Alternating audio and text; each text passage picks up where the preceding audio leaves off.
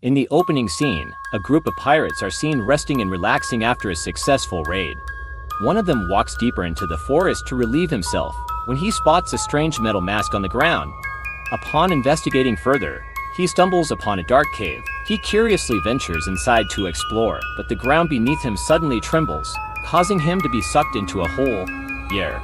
The scene then cuts to the son of a millionaire, Warren Price, who is on a mission to explore a former Japanese military bunker on the island of Una in Indonesia. He is accompanied by his beautiful girlfriend, Su Lang, and a Japanese scientist, Ri. The three of them are escorted by a team of mercenaries, including Captain Tino Prawa, Dioko, Ario, and Sergeant Papa Snake. Also joining the mission is Stanley, a former military engineer who became a mercenary attached to Tino's unit. At one point of their journey, the group becomes alarmed when they hear screams from a cave. However, it turns out to be Sergeant Papa playing a prank on them. Seeing this, Warren scolds the captain for the way his men are acting, but Tino assures him that it won't happen again. Following this, Warren and the scientist delve into the cave to investigate, and the latter claims that they're nearing their goal. Outside, Stanley is curious about the mission's exact purpose and turns to answers. However, the captain admits he doesn't know and prefers to remain unaware. After a brief inspection of the cave, all of them continue hiking deeper into the forest until they stumble upon an entrance of a dead mine. Ree speculates that it was once operated by the Dutch, but it was taken over by the Japanese after the Second World War. Warren continues the speculation, saying that the mine was repurposed into a military bunker, which is exactly what they're looking for. But before entering, Stanley informs them that he needs to check the place first, since there are signs of recent seismic activity. After this, the engineer begins his inspection, while the others wait outside. Stanley then asks Ree about how she ended up working for Warren, but the latter remains tight-lipped, only stating that she's conducting her own research. While waiting outside the bunker, the group is suddenly ambushed by some pirates, who open fire on them. In a desperate bid to save themselves, the group is forced to enter the bunker, even though Stanley isn't done checking. Ario, who gets in last, realizes too late that a grenade has been thrown at him. As a result, a huge explosion takes place, knocking them out. When everyone regains consciousness, they find Oreo, injured severely. Stanley draws their attention to the collapsed entrance, which has trapped the group inside the mine. He mentions that they can't go out from where they entered. According to him, they can descend into the mine, but there's no guarantee that there's another way out. He's a pirate too, Captain Obvious.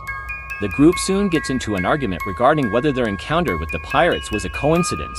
They then confront Warren, demanding to know what they're exactly looking for. The latter tries to ignore them, but when the group threatens to harm him, he eventually complies. Warren explains that he, with Ree's assistance, decoded a set of documents that led them to their current location. He goes on to reveal that they're actually looking for a Japanese military commander's treasure, which is worth millions. Stanley disputes the existence of such treasure, but Warren knows that it's real. The two soon get into an argument, but Tino interrupts them, saying that they have to prioritize getting out of here first. After this, the group makes their way deeper into the mine. As they cross a bridge, the lights around them suddenly turn on, and a song of war propaganda starts blaring. Everybody's confused about how this happened, since they're under the assumption that the mine has been untouched for decades. However, Stanley takes this as a positive sign, thinking that it might indicate there's another way out. Continuing on their way, they come across a room with bottles, hazmat suits, and disturbing old photos. While investigating the room, Warren and Ree notice a map stuck on the wall. During this, a figure wearing a gas mask is seen standing behind the sergeant, but it disappears when Papa turns around. Who's pranking now? Papa. The markings on the map refer to the 25th Area Army, which makes Warren believe that it's one of the Japanese commander's hideouts. However, Stanley suspects there's more to it, and presses Warren for answers. Ree then reveals that they had discovered the mines that were once an operational center for Unit 731, a secret medical research unit infamous for lethal human experiments. Enraged, the team confronts Warren for not informing them or preparing them for such a situation, but he claims that he was unaware too. Following this, the captain decides to split up so that the injured Oreo can rest while they search for the way out. However, Warren and his girlfriend insist on going with the captain, worrying that they might discover the treasure.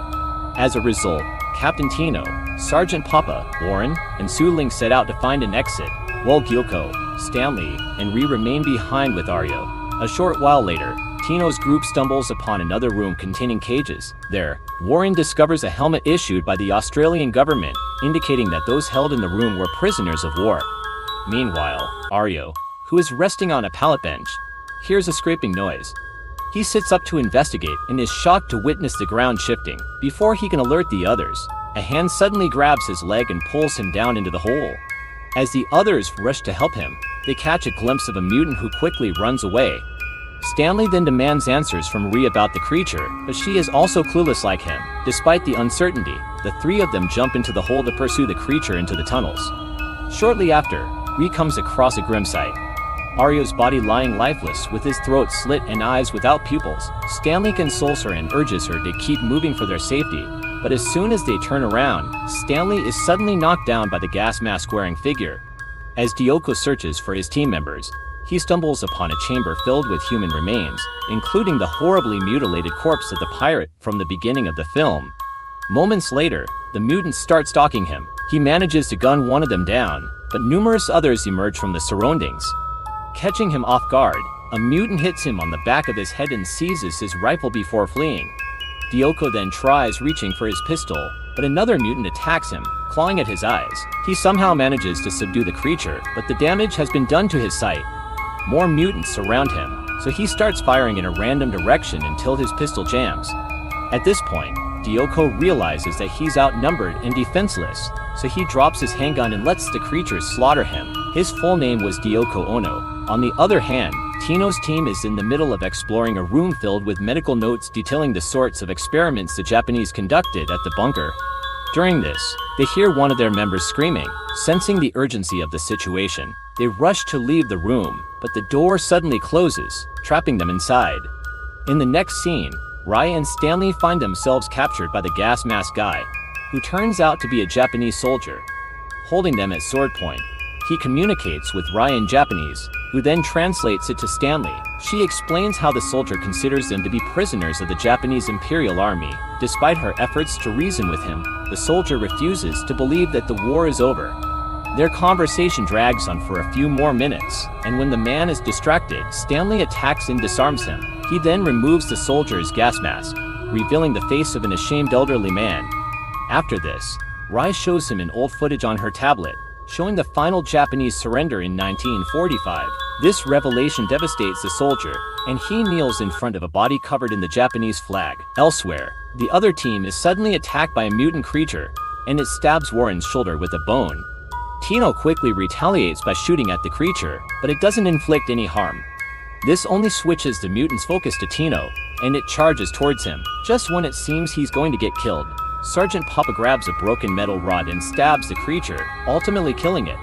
Warren then examines the creature's head and translates the Japanese inscription, which reveals that it was an Australian POW. In the meantime, the soldier in the other room shares his story to Stanley and Rai. He explains that he and his deceased friend were assigned to guard the mine for years, but when the Japanese army departed in 1945, they were left sealed inside. He confesses to killing his friend because he wanted to surrender and leave. In addition, he reveals that the mutants are post-imprisoned in the mine before them. The Japanese soldiers subjected these prisoners to some experiments that drove them insane, ultimately transforming them into the monsters they are now. After that, they opted to use their own people for the experiment. In an attempt to enhance their strength and youth, they administered some kind of injections to the soldiers like him, but it was another failed experiment. As Tino's team continues exploring the area, they come across a gruesome sight. A mutilated body, likely a victim of the experiments conducted in the mine. Its stomach is sliced open, and its brain is protruding from the skull. Shortly after, Warren discovers a syringe filled with an unknown liquid along with flecks of gold, which he suspects is what the Japanese army used for their experiments. Jing. This makes him upset, and he realizes that it's probably the last of the commander's treasures. While Tino and Papa attempt to open the door, Warren talks to his girlfriend. She asks for the reason why the gold was mixed with the liquids. Warren explains that it's believed to be the ancient elixir of life and the basis of alchemy. In other words, they're the Imperial Guard. These guards suddenly spring to life and start advancing towards the group. Scared, the captain and sergeant open fire, but their bullets barely have any effect on the guards. Sensing the imminent threat, Tino instructs Warren and Su Ling to escape, while Papa stays behind to earn them some time. However, The sheer number of guards attack the sergeant before he can shut the chamber door, resulting in his tragic demise. Tino, Warren, and Su Ling run for their lives, and they eventually reach the cavern where Yoko was killed. As Tino proceeds to examine the body, Warren is suddenly attacked by a mutant. Despite being injured, Tino fights the creature and grabs a broken piece of bone to stab it to death. After this, they make their way through the sewage system, and finally end up in a room where Stanley, Ree, and the gas-masked man are in. Tino then asks the man if he knows the way out, to which Stanley replies that he has an idea. He mentions that the creatures often go out to hunt animals and find food for themselves. On the other hand, we see that Warren is barely holding on to his life due to his injury. In a desperate attempt to save her boyfriend, Su Ling administers him with the same syringe from earlier. Just then, the Imperial Guardsmen catch up to them, prompting the group to flee for their lives. However, the gas-masked man opts not to escape. He instead kneels in front of the guards, allowing them to slit his neck. Elsewhere, one of the Imperial Guards frees a mutant from the metal cage on his head, indicating that they're now working together. As the group is heading to what appears to be an exit, they are ambushed by the mutants. Tino and Stanley then engage in a brawl, while Su Ling frantically tries to open a door beside her. Ree also helps the men take out one of the creatures by stabbing it with a sharp-edged rock. By this time, Su Ling manages to open the door and leads her boyfriend inside. However, she selfishly locks the door, abandoning the rest of the group. Su Ling then discovers a tunnel that leads to the exit, but she is soon killed by Warren, who has now gone insane due to administration of the unknown formula. The three remaining group members desperately search for another escape route, as they are being cornered by both the Imperial Guards and the mutants. Soon after, Ree discovers a drain leading to a sewer system. She instantly opens its lid and summons her friends, who are guarding the door. But as the assailants are already on the verge of breaking the room door, the captain makes a brave decision. He urges Stanley and Ree to leave, while he stays behind to hold off the imminent danger. There are a lot of hoders in this movie. After this, Stanley and Ree end up in the water, where the latter finds another underwater tunnel leading outside. She enters it first, but before Stanley can follow her, an Imperial Guard jumps in. Ree swims out of the tunnel and ends up resurfacing in the middle of a lake. She then proceeds to swim towards the shore, but another Imperial Guard emerges from the water. Despite her exhaustion, she tries to defend herself, but she is easily overpowered by the guard. The movie ends with the guardsman swinging his sword at Ree's midsection, presumably killing her.